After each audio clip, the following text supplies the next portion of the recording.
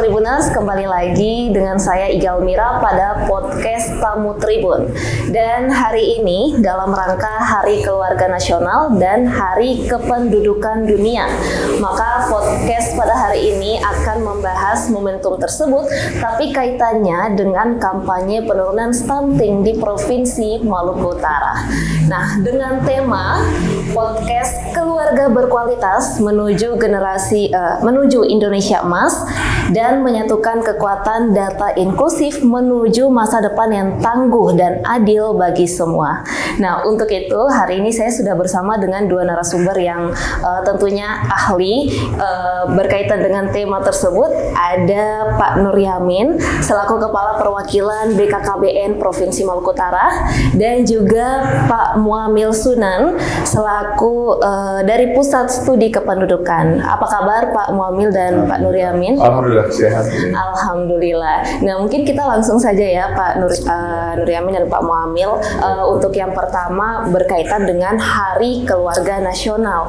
Nah, bagaimana sih mungkin bisa dijelaskan oleh Pak Nur Yamin bagaimana sih sebenarnya sebaiknya kita ini sebagai masyarakat bagaimana kita memaknai momentum Hari Keluarga Nasional menurut Pak Nur Yamin seperti apa? Iya, terima kasih atas pertanyaannya. Jadi pemirsa yang ada di rumah, bahwa memang Hari Keluarga itu penting kita peringati bersama sebagai momentum untuk kita lebih dekat lagi dengan keluarga kita.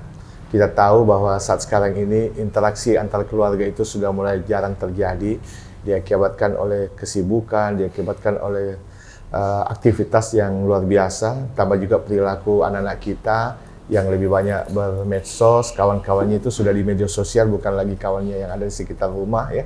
Demikian juga orang tua. Jadi inilah yang sebenarnya menjadi momentum kita di Hari Keluarga ini. Harapan kita mudah-mudahan interaksi positif yang lebih aktif lagi antara keluarga, di antara anggotanya ini bisa lebih baik lagi dan lebih sehat. Kalau perlu momentum-momentum untuk di hari-hari tertentu kita ada kumpul bersama, makan bersama dengan anak-anak kita atau keluarga kita. Sehingga harapan kita mudah-mudahan ada proses pembinaan di situ terjadi, ada proses yang betul-betul kita ingin ciptakan sehingga harapan kita keluarga-keluarga itu dapat terbangun lebih utuh lagi, sehingga kalau kekuatan keluarga bisa terjaga secara baik, insya Allah kekuatan Indonesia juga kita bisa jaga. Oke, terima kasih Pak Nur Yamin. Itu berkaitan dengan keluarga, kekuatan keluarga gitu. Bagaimana kita memaknai momentum Hari Keluarga itu tadi ya Pak Nur Yamin. Nah, ini juga sama-sama dalam rangka Hari Kependudukan atau Hari Populasi Sedunia ya Pak Muamil ya. Nah, kalau yang saya tahu atau yang saya cari, yang saya baca-baca, Hari Populasi Sedunia itu bertujuan untuk memusatkan perhatian pada isu-isu kependudukan. Kalau tadi dibahas Pak Nur Yamin berkaitan dengan kekuatan keluarga. Kalau kependudukan mungkin aspeknya lebih besar ya. Mungkin dijelaskan sama Pak Muamil. Kalau untuk di tahun 2024 ini, isu apa sih kependudukan, isu kependudukan yang penting untuk diperhatikan, khususnya di Maluku Utara ini Pak Muamil? Ya, terima kasih. Ya, pada terkait dengan isu kependudukan, tentunya bukan hanya lokal daerah di Maluku Utara, tetapi secara nasional itu memang isu kependudukan cenderung sama ya. Karena ini kependudukan ini terkait dengan masyarakat. Kita bicara kependudukan berarti kita bicara masyarakat secara keseluruhan. Nah, kalau kita bicara masyarakat secara keseluruhan, tentunya itu juga sudah diamanatkan dalam konstitusi kita.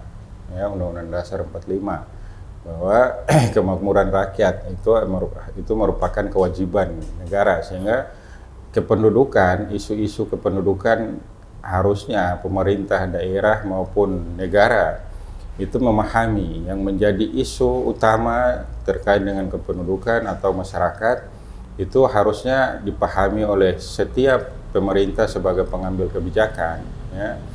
Dia harus memahami isu yang paling utama dalam masyarakat atau kependudukan itu apa saja gitu. Ya. Tentunya yang sering menjadi perhatian pemerintah selama ini terkait dengan isu kependudukan tentunya isu terkait selain saat ini yang lagi tren itu masalah stunting misalnya, ya. Selain itu masalah pengangguran, ya, banyak masyarakat kita banyak atau penduduk kita masih banyak sekali yang berada dalam garis kemiskinan, gitu. Ya, kemudian akses terhadap berbagai layanan pendidikan dan kesehatan ini masih banyak penduduk kita yang belum bisa mengakses terhadap layanan pendidikan, layanan kesehatan karena keterbatasan biaya, karena kekurangan faktor ekonomi, karena hambatan faktor ekonomi dan sebagainya. Isu-isu kependudukan seperti kemiskinan, pengangguran, terkait dengan stunting, terkait dengan akses terhadap lapangan pekerjaan, ini yang memang menjadi isu yang harusnya tetap menjadi prioritas bagi pemerintah nasional maupun pemerintah di daerah di Provinsi Maluku Utara. Nah, misalkan seperti stunting, tentunya stunting ini pemerintah harus tahu bahwa problem apa faktor atau penyebab yang menjadikan stunting itu masih ada. Ya. Stunting itu malah semakin meningkat. Ini yang harusnya pemerintah bisa memahami penyebabnya, karena ini isu yang sekarang lagi hangat ya di masyarakat di Maluku Utara maupun secara nasional. Begitu juga isu terkait dengan kemiskinan, ya, banyak sekali penduduk kita yang berada di bawah garis kemiskinan, itu tetap menjadi perhatian pemerintah. Bahkan apalagi menjelang pilkada, ini menjadi bahan kampanye pemerintah terkait dengan kemiskinan, pengangguran. Ini janji-janji politik nanti setiap calon kepala daerah maupun calon presiden itu akan tetap menjadi, sehingga isu kependudukan ini tetap akan menjadi pembicaraan, menjadi bahan diskusi, bahan dialog di mana saja. Itu sehingga pemerintah provinsi juga harusnya memahami benar bahwa isu-isu utama terkait dengan kependudukan itu apa saja, dan itu tentunya harus menjadi skala prioritas dalam perumusan kebijakan. Oke, yang dijelaskan oleh Pak Muamil ini isu-isu kependudukan pasti tentunya stunting itu tadi, kemiskinan, pengangguran dan lain sebagainya. Pasti ini juga merupakan tantangan utama lah dari keluarga itu yang tadi dijelaskan oleh Pak Nur Yamin. Nah, khususnya di Maluku Utara, isu-isu tadi kan pasti terjadi juga di Maluku Utara, isu-isu kependudukan tadi. Nah, bagaimana sih menurut Pak Nur Yamin atau penjelasannya, bagaimana caranya kita mengatasinya mulai dari keluarga itu tadi, Pak? Iya, jadi memang terkait masalah isu-isu ini, jadi isu kependudukan memang secara makro, tetapi memang penyelesaiannya tidak langsung makro. Penyelesaiannya ada di keluarga. Jadi keluarga yang berketahanan, ya tadi saya sampaikan, pasti negara pun berketahanan. Jadi terkait mengenai upaya-upaya kita, ya upayanya memang harus lebih konkret lagi penanganannya, tidak secara gamblang begitu, memang harus penanganannya lebih tajam, ya, lebih tajam dan lebih konkret saya bilang. Karena kenapa? Karena keluarga ini adalah unit terkecil dari sebuah organisasi di masyarakat. Jadi kalau keluarga bisa terjaga secara baik, saya kira semuanya bisa baik. Apalagi saat sekarang ini kan pengukuran Human Development Index tidak lagi tuh. Bukan cuma pengukuran kualitas manusia kita diukur dari Human Development Index, tetapi sudah diukur mengenai dari sisi Human Capital Index. Seberapa besar sih negara melakukan atau pemerintah melakukan upaya-upaya dalam hal kesehatan, pendidikan, pembangunan karakter, kapasitas daya saingnya, termasuk keterampilan dan pengetahuannya terhadap produktivitas yang mereka bisa hasilkan. Ini jadi kita bisa melihat bahwa kemampuan sekarang anak-anak kita itu pernah tahun 2020 kemarin itu diukur, memang kita punya daya saing sangat kecil ya. Kita berada pada angka 0,54%, itu menempati Indonesia ya secara makro, secara umum aja Indonesia menempati angka 93% peringkatnya dari 173 negara. Jadi dengan angka 0,54% ini bisa dilihat bahwa sekitar 54% saja sebenarnya. Jadi 0,54 poinnya, jadi 54% saja itu sebenarnya anak-anak kita itu yang punya kapasitas yang ideal. Kita masih jauh.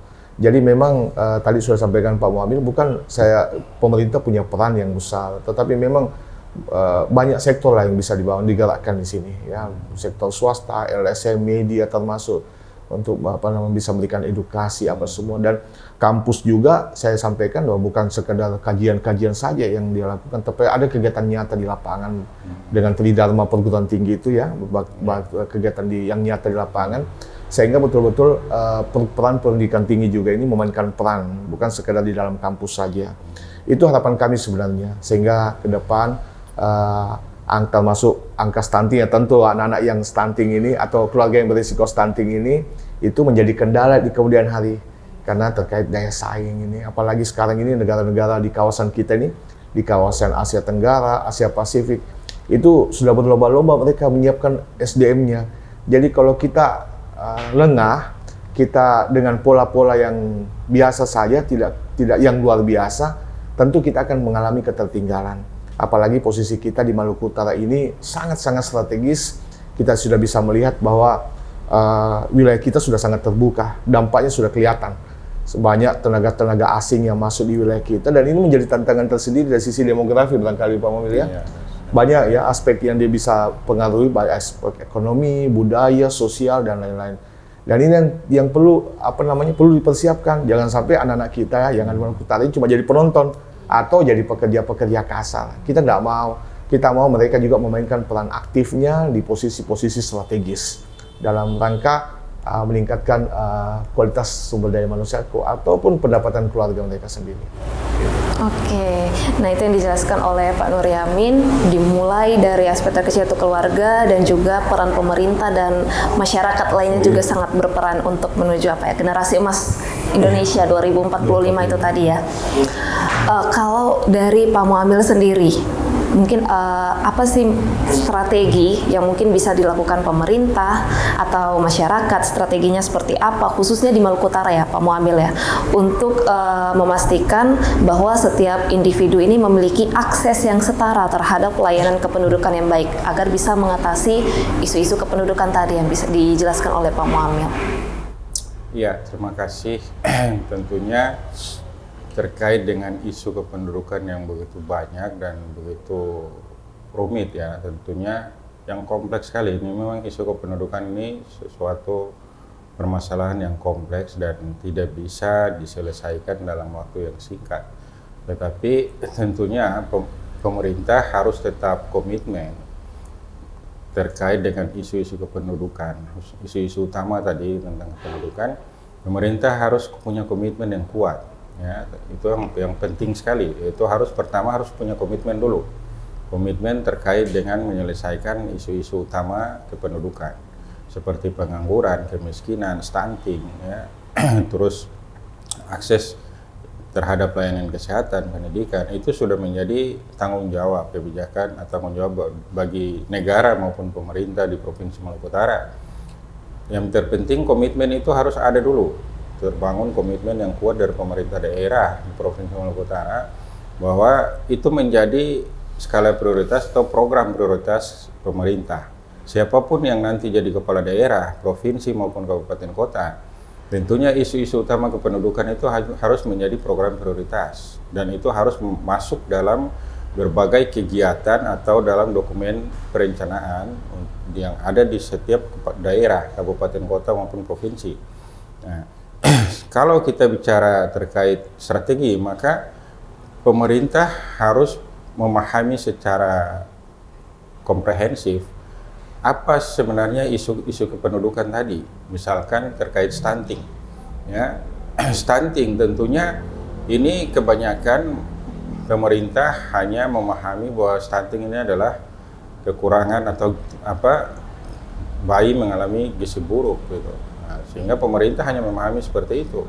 Padahal kita harus memahami secara, ya tadi disampaikan juga oleh Kepala Perwakilan BKKBN bahwa kita harus lebih pada konteks mikro, jangan berbicara dalam konteks makro. Karena problem kependudukan ini sebenarnya mikro harus sampai pada aspek mikro. Misalkan stunting, ini kan pemerintah dalam setiap strategi atau kebijakan itu harus by data. Ya, data itu penting. Ya. Tanpa data pemerintah itu hanya akan berhalusinasi bagi saya. Ya, pemerintah hanya berretorika. Pemerintah harusnya memiliki data yang konkret terkait dengan kependudukan, misalkan stunting. Pemerintah harus tahu secara jelas apa yang menyebabkan masyarakat itu stunting di masyarakat itu semakin tinggi. Tentunya stunting di Maluku Utara pastinya berbeda dengan stunting yang ada di provinsi lain. Gitu. Karena problem yang harus dipahami pemerintah, stunting itu bukan hanya sekedar gizi buruk, tetapi kondisi sosial masyarakat atau keluarga tadi itu berbeda. Setiap keluarga saja kondisi sosial, kondisi ekonomi itu berbeda. Gitu. Keluarga Pak Ahmad, keluarga Pak Mustafa itu kondisi sosial, kondisi ekonomi berbeda. Dua-dua mengalami kondisi stunting, ya. Tetapi problem kondisi sosial, kondisi ekonomi berbeda. Nah, kemudian saya bilang kenapa stunting di Provinsi Maluku Utara jangan kita samakan dengan di luar. Karena kebijakan yang dijalankan pemerintah provinsi di luar seperti Sulawesi Selatan atau Jawa Timur itu berhasil belum tentu berhasil di kita. Gitu. Karena kondisi ada satu faktor juga, yakni terkait dengan budaya. Nah, budaya masyarakat ini berbeda. Masyarakat Maluku Utara itu berbeda dengan masyarakat di Jawa Timur, masyarakat di Sulawesi Selatan, sehingga budaya atau kebiasaan atau tradisi di masyarakat kita itu tentunya itu juga harus dipahami oleh pemerintah. Nah, seperti masyarakat kita apalagi Maluku Utara yang cenderung lebih banyak pedesaan, ya. Sehingga masyarakat di pedesaan kita semua tahu dan kita pahami bahwa masyarakat pedesaan cenderung agraris gitu, ya.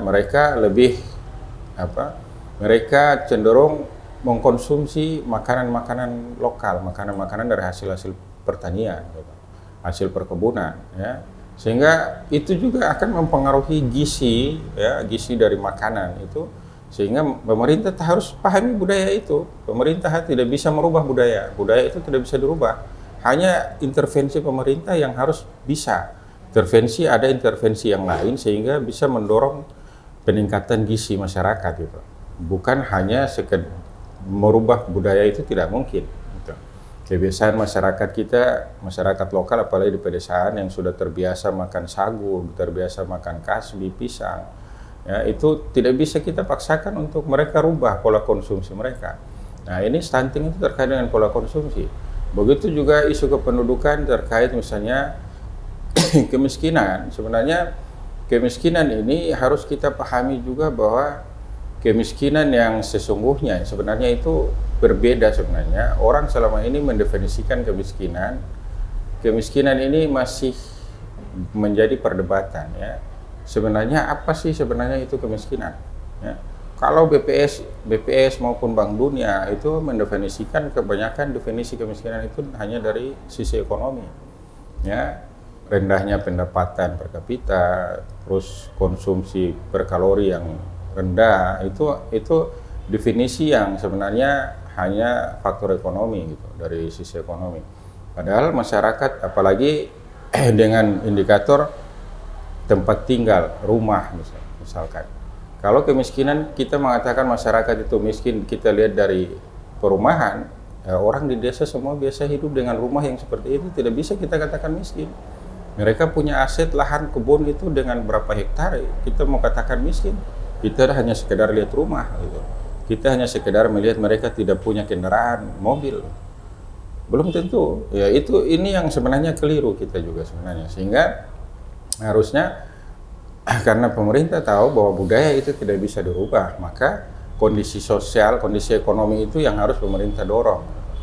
Pemerintah melalui berbagai kebijakan, strategi, prioritas, dan harusnya pemerintah punya komitmen terkait dengan alokasi anggaran.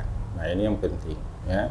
Alokasi anggaran terkait dengan isu-isu kependudukan itu harus lebih besar persentasenya. Apalagi isu kependudukan kita, masyarakat kita terkait dengan pengangguran, ya. Kalau kita bicara dalam secara konseptual yang paling sederhana, orang mengatakan pengangguran ini karena faktor bukan sekedar sulitnya mencari pekerjaan, tetapi karena pendidikan, ya, sehingga akses terhadap pendidikan itu masyarakat kita masih banyak yang kesulitan. Kenapa? Karena biaya, tidak mampu dalam hal biaya. Maka pemerintah harus punya komitmen alokasi anggaran yang besar untuk masyarakat-masyarakat yang belum mampu menempuh tingkat pendidikan sampai pendidikan tinggi, yang nantinya akan berdampak pada masuk di lapangan pekerjaan gitu. Nah, ini pengangguran, kemudian BPS sendiri di Badan Pusat Statistik, data-data pengangguran itu hanya sekedar tingkat pengangguran terbuka. Nah, BPS sendiri tidak punya data terkait pengangguran yang lebih detail, gitu ya. Hanya sebatas pengangguran terbuka. Pengangguran tersembunyi dan lainnya itu BPS tidak punya data. Nah, itu yang pemerintah harus masuk. Pemerintah harus menyediakan data, mencari data terkait dengan pengangguran tersembunyi. Jangan hanya sekedar mengacu pada data-data yang ada di BPS, tapi pemerintah harus punya data. Kalau data, kita bicara data, maka yang harus lebih konkret itu data inklusif tentang kependudukan. Itu yang harus pemerintah punya. Karena data inklusif itu data yang lebih menyeluruh dan data yang terpilah, sehingga pemerintah akan tahu bahwa masyarakat itu secara keseluruhan dan segmen keluarga, setiap keluarga pemerintah tahu gitu. Nah, secara berkelompok, sehingga pemerintah punya data-data itu harus punya gitu. Sehingga pemerintah tahu keluarga A kemiskinannya tentunya tidak sama dengan keluarga B. Kemiskinan di Pulau Taliabu tentunya berbeda dengan kemiskinan di Kota Ternate. Kemiskinan Provinsi Maluku Utara tidak sama dengan di Provinsi Sulawesi Selatan. Data itu yang pemerintah harus cari, pemerintah harus memiliki data itu, karena di BPS tidak memiliki. BPS hanya sekedar punya data tingkat pengangguran terbuka. Nah, pemerintah tentunya komitmen yang harus menjadi prioritas dalam hal alokasi anggaran, dan pemerintah dalam setiap strategi kebijakan harus by data. Oke, sebelum kita mungkin membahas yang lebih dalam lagi tentang data inklusif khususnya di Maluku Utara, mungkin kita kembali dulu sama Pak Nur Yamin. Nah, sesuai dengan momentum tadi Hari Keluarga Nasional, mungkin BKKBN Maluku Utara ini ada semacam program kah, atau bagaimana sih BKKBN Maluku Utara ini memaknai Hari Keluarga Nasional tingkat provinsi di Maluku Utara, Pak Nur Yamin? Iya, memang BKKBN dalam upaya pendekatan ke keluarga, jadi program-program kami itu memang pembangunan yang sifatnya pembangunan keluarga. Jadi pendekatannya pun pendekatan keluarga. Jadi di Hari Keluarga Nasional ini yang ke-31 tahun 2024 ini memang kita punya tema keluarga berkualitas menuju Indonesia Emas. Jadi harapan kita sebenarnya keluarga-keluarga ini tidak ada lagi masalah-masalahnya itu. Kita harus selesaikan. Tidak ada lagi tidak ada jalan lain. Tadi saya sampaikan Pak Muhammad tadi bahwa memang data. Jadi kami dengan program Kampung KB itu ada 1.100 lebih, 1.185 desa dan kelurahan yang ada di Maluku Utara ini, itu kita sudah bentuk Kampung KB. Dan Kampung KB itu bukan sekedar slogan bahwa mereka harus ber-KB, enggak. Keluarga berencana itu secara luas ya maknanya. Jadi termasuk situ penyiapan data. Jadi data-data mikro yang kita siapkan. Situ data potret keluarga ada, kelihatan semua. Bagaimana dengan status sosialnya, bagaimana status pendidikannya, status kesehatannya, sampai kepada struktur keluarganya. Dengan struktur keluarga data yang ada ini, harapan kita perangkat-perangkat desa yang ada mampu menyiapkan data. Begitu datanya tersedia secara mikro, ya, itu kita lebih mudah melakukan intervensi. Dan intervensinya pun harus secara bersama-sama.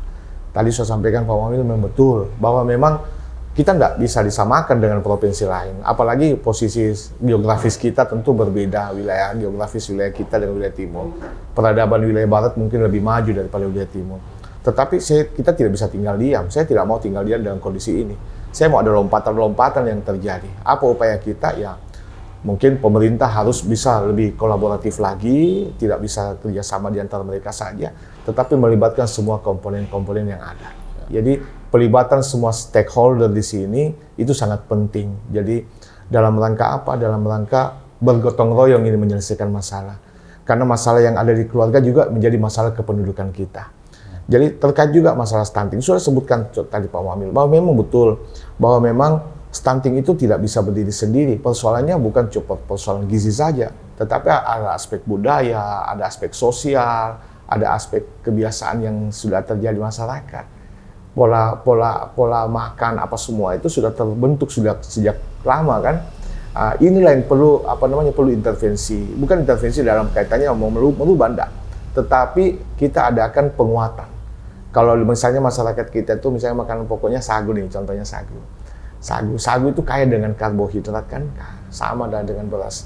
Tetapi sagu ini bagaimana supaya anak-anak yang mengkonsumsi ini tetap difortifikasi juga dengan sesuatu yang menarik, tapi ada aspek gizi yang kita lengkapi di dalamnya. Mungkin ada kacang-kacangan untuk protein untuk tumbuh kembang ini kan, anak-anak kan butuh protein itu untuk tumbuh tulangnya, sel-sel pembentukan sel-sel apa semua. Ya karbo saja jangan. Apalagi yang saya dengar beberapa wilayah kita di Maluku Utara saya sendiri ini dengan di 10 kabupaten kota itu beda-beda juga itu. Beda-beda lingkungannya. Bukan kalau geografis sih sama saja, tetapi budaya itu kadang berbeda. Kebiasaan makan sayur pun ada yang wilayah tertentu memang tidak pernah makan sayur.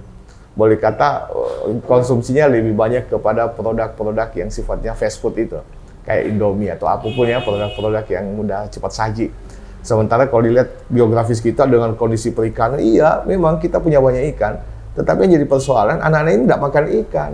Apalagi mungkin karena terbiasa ya Pak Momil itu dia konsumsi dengan petsin ini micin. Akhirnya yang terbiasa makan micin, makan Indomie itu kan Indomie kan ada serbuknya tuh.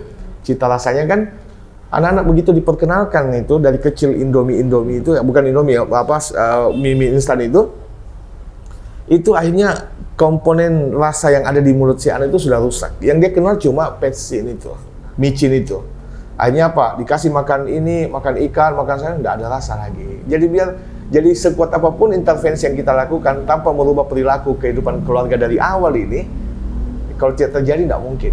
Jadi memang edukasi yang perlu terus kita lakukan itu memang harus secara masif terus itu. Jadi termasuk upaya kita juga dapur sehat atasi stunting. Jadi di program Kampung KB yang semua program ini kebetulan di sana juga ada dana desa. Sebenarnya sisi pembiayaan sudah ada sebenarnya. Banyak, hanya terhambur ini, secara tidak fokus. Jadi oleh Bapak Wakil Presiden sendiri pun di beberapa pertemuan yang lalu, pemerintah daerah minta, ayo Pak, tambahan anggaran kami masih kurang Pak. Sebenarnya APBN kita sudah cukup besar mengalokasikan ini, anggaran ini. Tetapi memang peruntukannya yang kadang masih tidak fokus. Inilah harapan kita. Mudah-mudahan ini di tahap perencanaan itulah yang harus diperkuat dalam rangka melakukan intervensi program-program yang ada. Jadi stunting bukan sekedar makanan gizi saja, termasuk sanitasi lingkungan. Jadi anak-anak yang kita kasih gizi, tetapi dia diare, dia sakit, akhirnya gizi itu dipakai untuk pengobatan pada dirinya, tidak dipakai untuk tumbuh kembang. Gizi yang kita sakit, gizi yang kita berikan, susu apa semua, karena dia diare, dia keluar juga. Tidak bisa juga tinggal dalam tubuhnya. Demikian juga ibunya contoh ini, ibunya dalam kondisi hamil. Oke, dia gizinya bagus, tetapi karena ibunya terindikasi dengan berbagai penyakit, salah satunya mungkin penyakit infeksi saluran kemih yang banyak terjadi nih kemarin kita uji coba di Kabupaten Kepulauan Kota Tidore itu sekitar 66% itu ada penelitian kemarin tuh. Itu infeksi saluran kemih. Kalau dia terindikasi infeksi saluran kemih dalam posisi hamil, itu juga akhirnya pembentukan janin yang ada dalam perut si ibu itu tidak maksimal juga. Dan inilah yang menyebabkan bayi-bayi kita itu banyak yang tidak dapat ukurannya, tidak ideal dia. Atau bahkan kita kategorikan sudah berisiko stunting. Makanya memang BKKBN selama ini kawalannya ya mulai dari hulu, dari remaja dengan program kita Pick Air. Ya, yang kita sudah bentuk di sekolah-sekolah, bahkan kita suruh bentuk semua di setiap desa. Segera bentuk pusat informasi konseling remaja. Biarkan remaja yang sendiri melakukan edukasi kepada kawannya, supaya remaja tidak kekurangan sel darah merah, HB, tidak kekurangan energi kronik. Jadi remaja itu dalam hal berpendidikan pun, anak remaja yang wanita ini, dia kan setiap bulan mengalami menstruasi. Ya harus diganti dengan tablet tambah darah. Setiap hari harus konsumsi. Supaya anak itu bisa matanya melek terus, dia segar. Tetapi kalau dia kekurangan sel darah merah, hemoglobin indah, dia lemas. Jadi guru, apapun guru dosen yang ngomong tentang ini, karena dia bawaannya lemas, karena memang tubuh yang tidak fit ini, hanya tidak maksimal dia memperoleh pendidikan. Apalagi pada saat dia lagi mau hamil, pada saat menikah, usia muda lagi, dia yang jadi masalah. Makanya inilah harapan kita, mudah-mudahan kawalan-kawalan dari hulu ini, dari remaja, yang belum menikah apapun sampai dia menikah, sampai kepada dia nanti pada saat dia produktif, ini betul-betul terkawal secara baik. Jadi BKKBN itu mulai bayi, mulai remaja sampai lansia kita berdayakan semuanya. Dalam hal apa? Semuanya bisa memberi kontribusi kepada negara. Iya, oke. Terima kasih Pak Nuryamin untuk penjelasannya. Tapi mungkin bisa sedikit menjelaskan kalau dari BKKBN Maluku Utara kan tadi programnya sudah mantap, dananya juga sudah mantap. Tapi bagaimana sih dari BKKBN ini menggerakkan para keluarga-keluarga ini supaya bersemangat untuk menciptakan keluarga yang sejahtera nanti? Iya. Jadi upaya BKKBN sekarang ini adalah termasuk juga membangun sinergitas, membangun komunikasi dengan pemerintah daerah tentu ya. Pemerintah daerah yang punya kewenangan lebih penuh terhadap wilayah masing-masing itu. Kita aktif melakukan komunikasi dengan Pemda, aktif juga komunikasi dengan lembaga-lembaga vertikal yang ada di sini.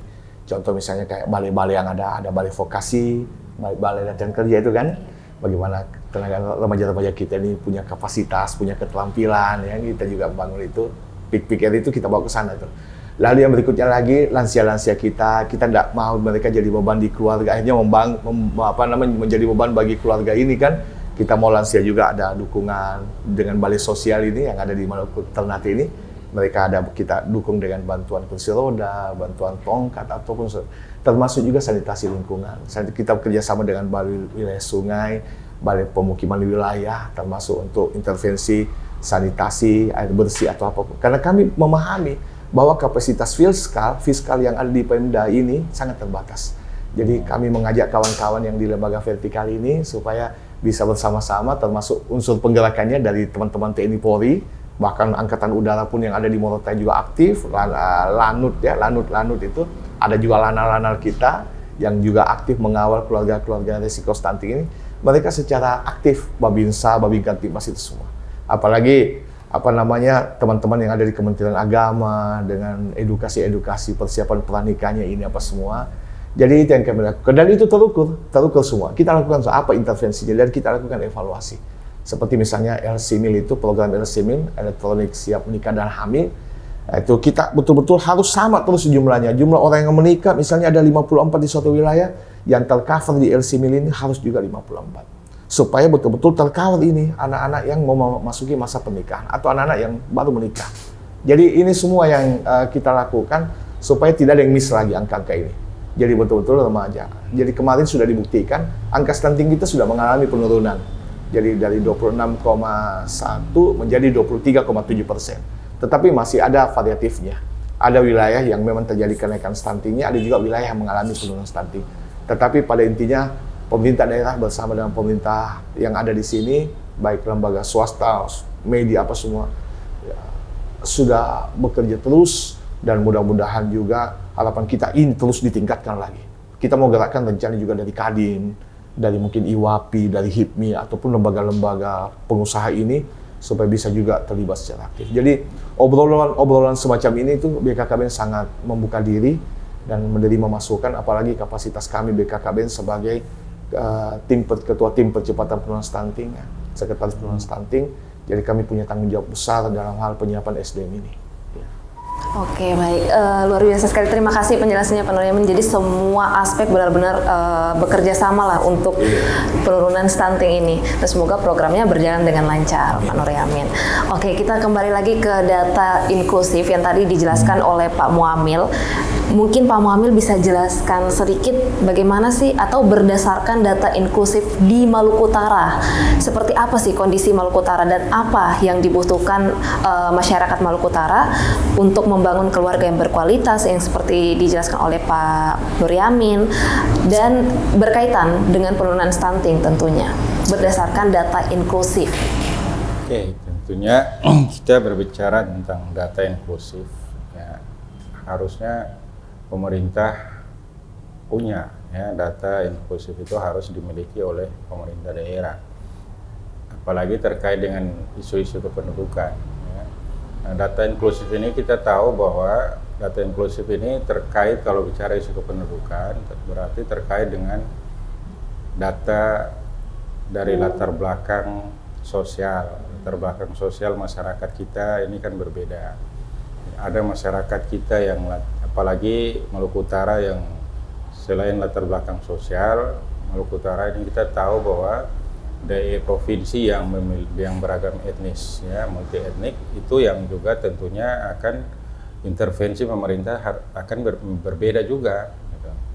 Dari latar belakang sosial maupun multi etnik itu intervensinya berbeda. Gitu. Kebijakan pemerintah harus berdasarkan itu, data itu.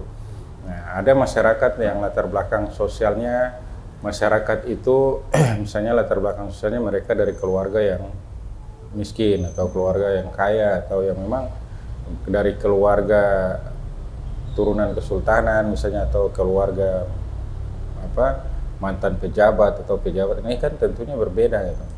Nah, latar belakang sosial itu sebenarnya kita harus melihat juga pada status sosial masyarakat kita yang cenderung karena budaya, selain itu latar belakang ekonomi dan latar belakang budaya.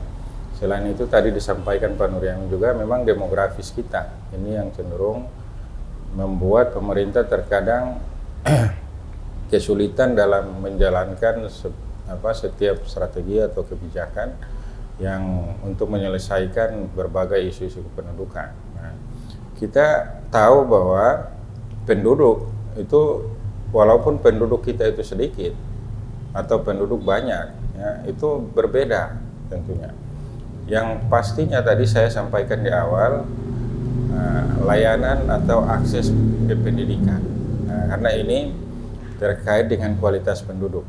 Nah, tadi Pak Nuryamin ada menyinggung sedikit terkait dengan IPM itu, Indeks Pembangunan Manusia. Nah, tentunya pemerintah harus menyadari bahwa Indeks Pembangunan Manusia IPM kita itu masih jauh dibanding daerah-daerah provinsi lain gitu, di Indonesia.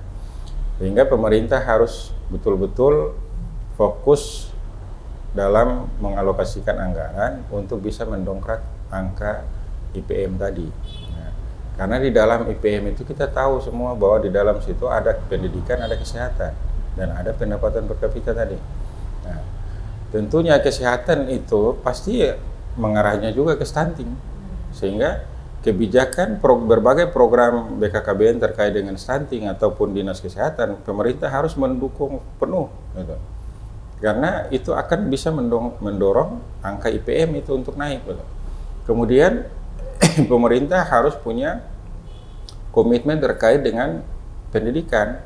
Nah, dalam hal ini alokasi anggaran harus yang cukup gitu, terkait dengan pendidikan, terutama bagi penduduk kita, penduduk atau masyarakat kita yang kebanyakan belum mampu karena latar belakang ekonomi tadi, kemudian latar belakang sosial, kemudian juga terkait dengan budaya. Ada budaya masyarakat kita yang memang mereka tidak ingin sekolah sampai tinggi-tinggi, ya.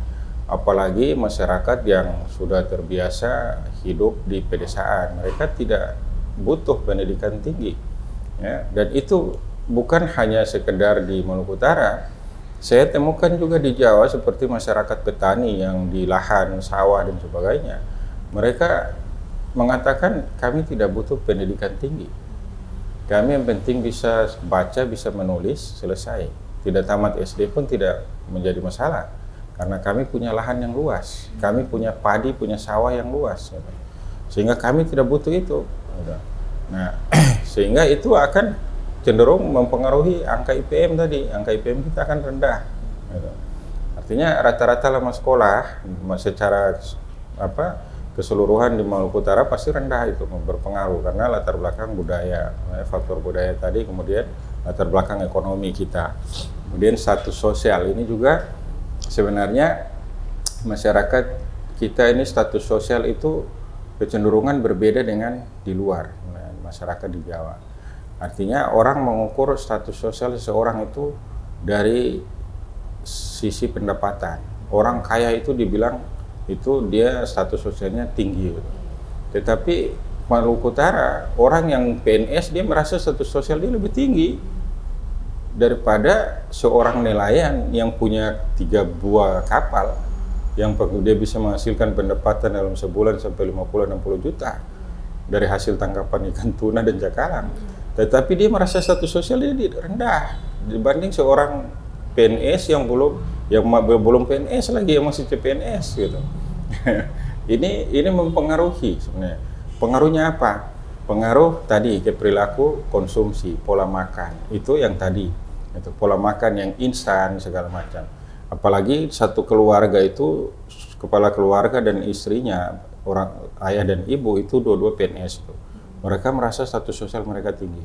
Mereka dengan kesibukan kerja di kantor, itu akan keluarga mereka tidak terurus secara maksimal, tidak terawasi, tidak terkontrol, terutama dalam hal pola makan.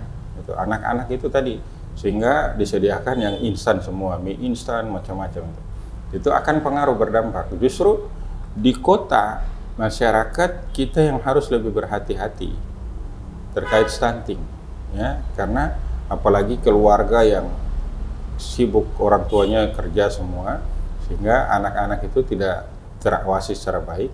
Nah, makanya isu kependudukan untuk mendorong kualitas penduduk di Maluku Utara.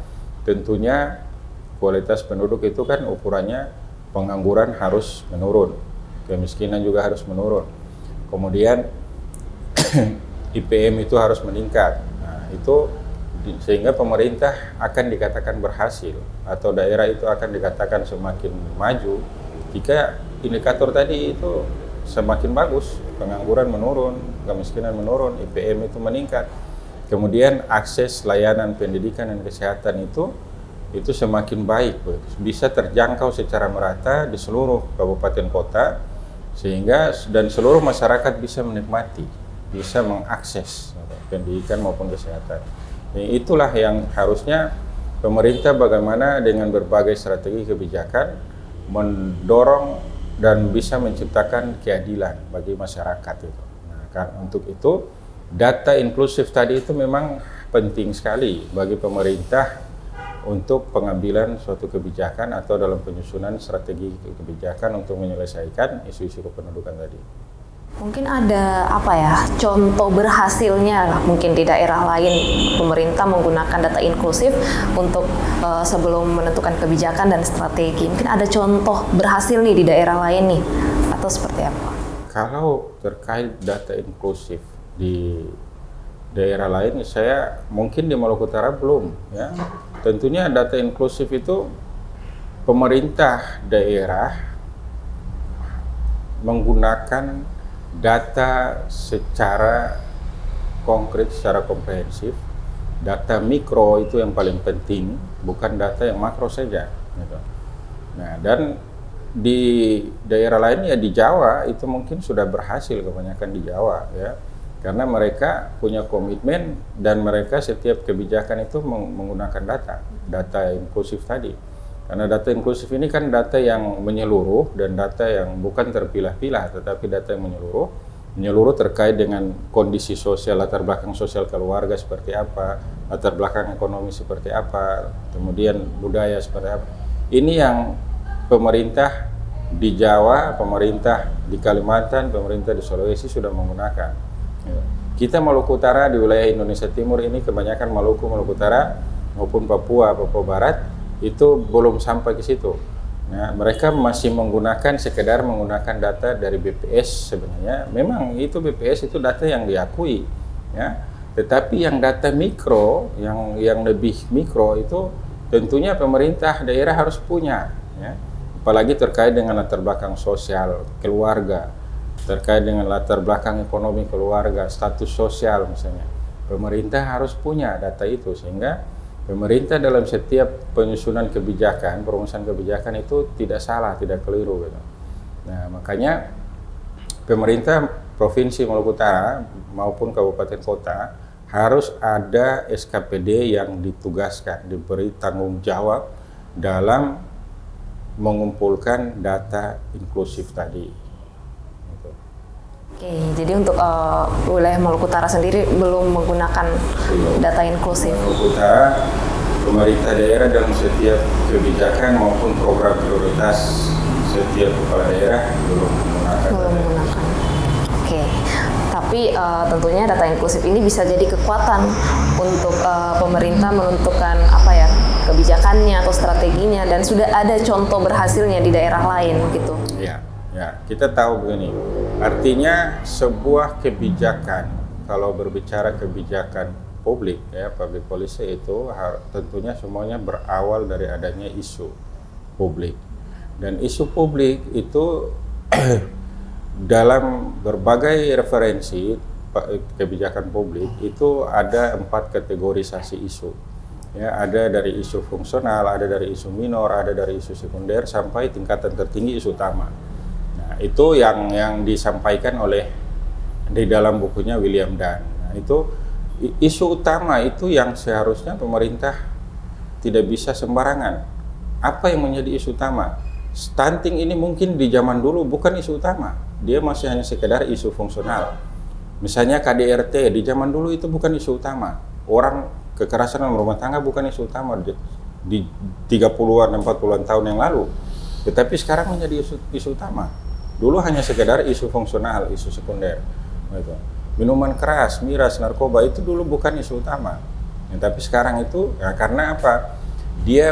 Isu utama itu berdampak dramatis dan berdampak luas gitu. Sehingga setiap isu-isu kependudukan yang memiliki dampak yang luas itu harusnya pemerintah menjadikan itu program prioritas gitu. Sehingga isu utama kependudukan, isu utama pengangguran. Pengangguran itu yang menjadi isu utama itu apa gitu dalam pengangguran. Apakah hanya pengangguran di kota, pengangguran di desa berbeda. Kemiskinan di kota, kemiskinan di desa berbeda. Karena beda latar belakang sosial, latar belakang ekonomi, budaya itu berbeda. Sehingga intervensi melalui kebijakan tidak bisa sama. Desa di Maluku Utara dengan desa di Jawa tentunya berbeda juga. Kota di Maluku Utara dengan kota di Jawa berbeda juga. Karena budaya tadi yang berbeda itu. Latar belakang sosial, status sosial kita berbeda. Karakter masyarakat kita berbeda. Itu yang tentunya kebijakan tidak bisa sama. Berhasil di Jawa, berhasil di Kalimantan, Sumatera tidak mungkin kita tiru secara mentah-mentah bahwa ke Maluku Utara berhasil, tidak mungkin. Makanya data inklusif itu yang harus pemerintah punya, itu menjadi sandaran yang kuat dalam berbagai perumusan kebijakan. Oke, terima kasih Pak Muamil atas penjelasannya mengenai pentingnya data inklusif itu tadi. Dan mungkin kita sudah di penghujung podcast ya Pak Nur Yamin, Pak Muamil. Tapi sebelum kita menutup podcast pada hari ini, Pak Nur Yamin dan Pak Muamil mungkin ada closing statement dulu nih berkaitan dengan tema podcast kita pada hari ini. Mungkin dimulai dari Pak Nur Yamin dulu, closing statement untuk Tribuners yang sedang menonton. Ya, warga Tribuners, 29 Juni adalah momentum Hari Keluarga Nasional yang ke-31 kemarin, tahun 2024 diperingati di Kota Semarang, dan rencana pada tanggal 21 Juli 2024 kita juga mengadakan kegiatan Hari Keluarga Nasional di Kota Ternate, di Taman Nukilan. Sehari sebelum kegiatan itu kita adakan kegiatan baksos, donor darah, pelayanan SIM, ada juga pelayanan KB, pemeriksaan IVA, ada sunatan massal, ada juga pembagian tongkat, kursi roda, ada juga lomba-lomba mewarnai buat anak-anak kita, ada berbagai kegiatan. Jadi momentum Hari Keluarga ini kita tidak berbatik, kita bersama-sama jalan santai, kita berpakaian olahraga, nuansanya nuansa rileks, karena memang pendekatan yang kita bangun di keluarga itu tidak bisa secara formal, mesti secara kekeluargaan lebih dikedepankan. Itu yang kita bangun, dan harapan kita mudah-mudahan di momentum hari itu kita bisa mengingatkan kembali betapa keluarga punya peran yang sangat strategis bagi kehidupan kita. Dari keluarga lah kita lahir, dari keluarga kita lah juga kita kembali. Jadi mudah-mudahan ke depan terkait mengenai persoalan-persoalan keluarga kita bisa benahi melalui data-data mikro. BKKBN punya harapan yang besar, data-data itu sudah ada di BKKBN melalui OPDKB. Data-data itu juga sudah diperluas lagi, variabel-variabel pengukurannya yang dilakukan terus updatingnya setiap tahun. Mudah-mudahan ini bisa juga digunakan oleh pemerintah daerah. Demikian, terima kasih. Wassalamualaikum warahmatullahi wabarakatuh. Waalaikumsalam warahmatullahi wabarakatuh. Oke, Pak Muamil, mungkin ada closing statement untuk Tribuners yang menonton. Ya, terima kasih. Terkait dengan data inklusif, tentunya dalam mendorong kualitas penduduk di Maluku Utara, pemerintah daerah bukan hanya sekedar provinsi tetapi kabupaten kota itu dalam setiap kebijakan yang hendak dijalankan tentunya yang menjadi target group atau sasaran ya, itu adalah masyarakat atau penduduk kita. Nah, kebijakan publik itu tentunya berorientasi pada tujuan, dan tujuannya adalah yang diamanatkan dalam konstitusi kita untuk kesejahteraan atau kemakmuran masyarakat. Nah, untuk itu kependudukan ini harus menjadi isu yang tidak bisa dirubah. Itu harus menjadi isu utama dan tidak bisa pemerintah merubah itu. Dan sehingga setiap kebijakan pemerintah terkait dengan kependudukan atau terkait dengan kesejahteraan masyarakat itu harus by data ya, dan pemerintah tidak bisa hanya sekedar menggunakan data makro atau hanya sandarannya pada data yang tersedia di BPS atau di Bank Indonesia atau Bapeda, tetapi pemerintah juga harus menggunakan data yang lebih komprehensif termasuk data inklusif. Nah, yang mana di BKKBN itu data-data terkait kependudukan itu sebenarnya data-data kependudukan sampai pada skala mikro. Dan itu tersedia dan itu data inklusif. Itu yang pemerintah harus memiliki dan pemerintah harus kerjasama bagaimana berkoordinasi dengan BKKBN untuk dalam membantu penyediaan data dan bagaimana sehingga pemerintah bisa menjalankan sebuah kebijakan itu yang adil, ya, kebijakan yang merata bagi seluruh penduduk kita, seluruh masyarakat, karena setiap kebijakan sandarannya pada data makro dan data mikro. Karena pemerintah selama ini hanya menggunakan data makro, data yang tersedia di instansi yang lain, tetapi data mikro ini pemerintah masih kekurangan, sehingga itu yang sebenarnya sudah tersedia secara lengkap di BKKBN, instansi vertikal ini, tetapi pemerintah terkadang koordinasinya tidak jalan. Kelemahan pemerintah daerah kita itu koordinasi dengan instansi vertikal yang ada di provinsi itu sulit sekali. Saya lihat selama ini bagaimana koordinasi atau kerjasama atau membangun kemitraan kerjasama dengan instansi vertikal itu pemerintah daerah tidak lakukan secara optimal. Padahal kebijakan yang dijalankan oleh pemerintah daerah itu tentunya membutuhkan instansi vertikal yang ada di daerah, dan itu bukan hanya BKKBN, ada BPS, ada yang lain, balai-balai yang lain. Nah, sehingga kebijakan yang dijalankan pemerintah itu betul-betul tepat dan data yang pemerintah gunakan itu mereka bisa menyediakan, mereka bisa membantu pemerintah dalam menyediakan data-data mikro sehingga kebijakan yang adil dan merata akan bisa pemerintah jalankan secara baik. Terima kasih. Oke, terima kasih Pak Muamil untuk penjelasannya, untuk ilmunya hari ini, sama Pak Nur Yamin juga terima kasih. Semoga program-programnya BKKBN bisa berjalan dengan lancar, yang tadi dijelaskan oleh Pak Nur Yamin juga, dan semoga podcast pada hari ini tentunya bermanfaat untuk Tribuners sekalian yang sudah menonton. Mungkin itu saja. Terima kasih banyak Pak Muamil dan Pak Nur Yamin. Saya Igal Mira pamit undur diri. Terima kasih dan sampai jumpa.